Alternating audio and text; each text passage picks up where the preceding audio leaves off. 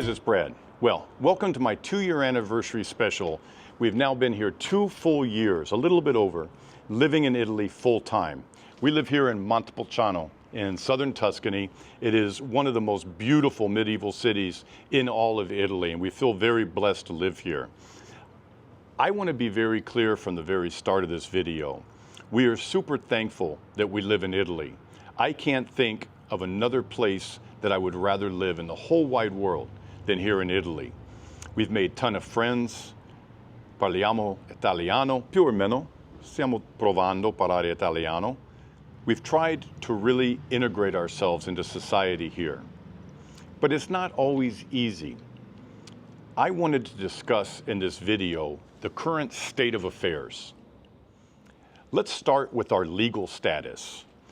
Olivia and I came into Italy on an elective residency visa. That's basically a retirement visa. We could show that we had plenty of money to support ourselves, income coming in that was very passive, that could be rental income, dividend income, retirement income from your old job, Social Security, whatever it is. There's other visas that you can get. A remote work visa, investment visa, student visa. Once you have that visa, you're allowed to apply for the permesso di soggiorno. That's like a green card. That's like your residency card. So you apply for that, and in a certain amount of time, you receive it. For me, that was well over a year. I applied for the permesso di soggiorno in August of 2023. I got my appointment for January of 2024, and I received the card in August of 2024. I immediately had to apply for the next permesso di soggiorno because the card I got was expiring in just 5 months. So I applied in September of 2024, got my appointment in April of 2025, and I'm still waiting for the card. And when I go online to check, it just says pending. So I will be at a 1-year waiting since my reapply went through to get the actual card. So the card that I have shows that it expired 6 months ago.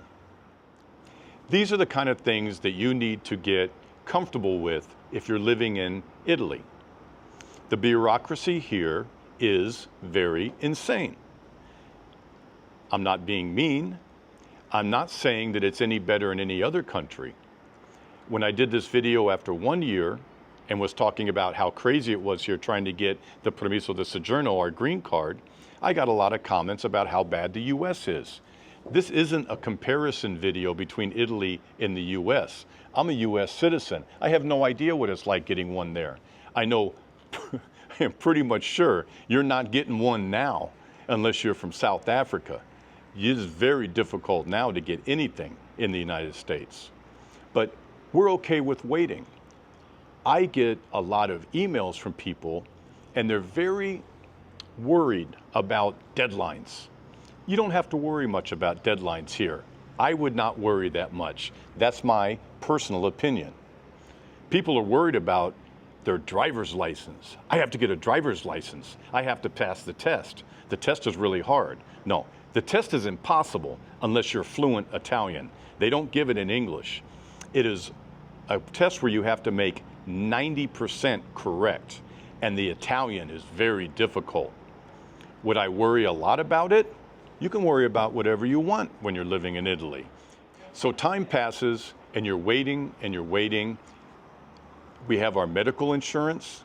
We have our national health care insurance. That is set up. We have our home under contract that we're waiting to buy. That's a big problem. We've been under contract on our new home for over 120 days. This past week, I was contacted and said the owners needed a 120-day extension before they'll be able to possibly have all the problems with the house resolved with the city. So what's going on? Well, when they remodeled the house in the 1990s, they did a lot of stuff without permits, like adding whole bedrooms, digging into the hillside, adding bedrooms, turning the garage into a living room, little stuff. Now the city will not give them approval to sell the house. It is possible for us to accept the house with all the flaws, but then we're responsible for getting everything rectified.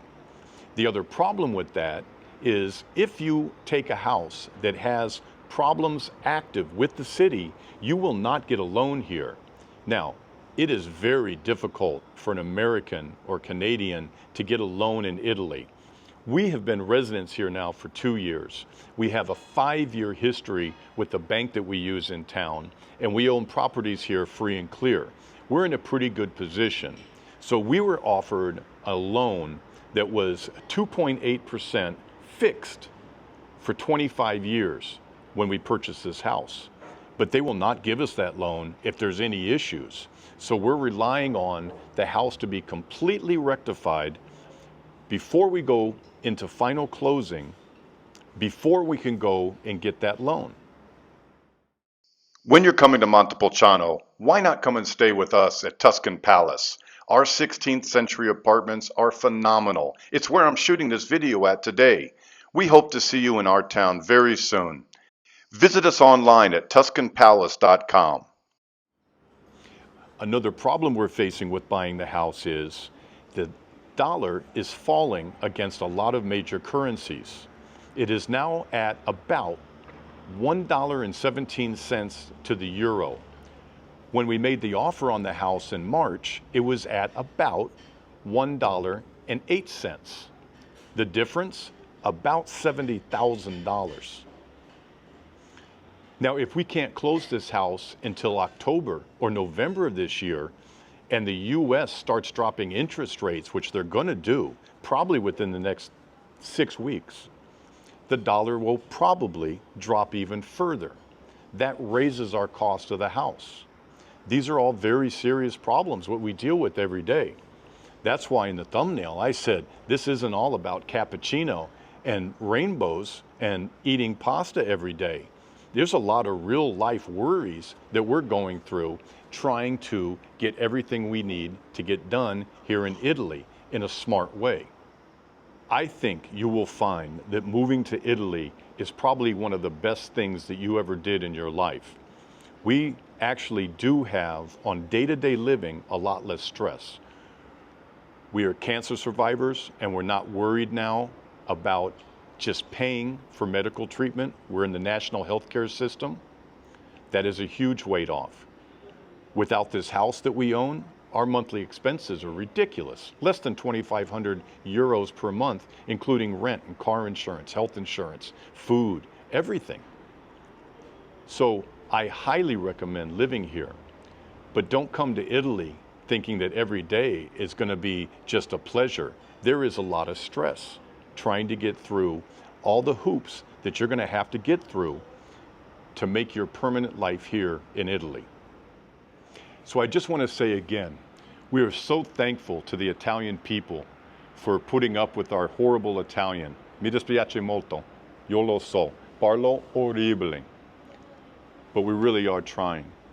And we're really thankful to be here. There's no place we would rather be.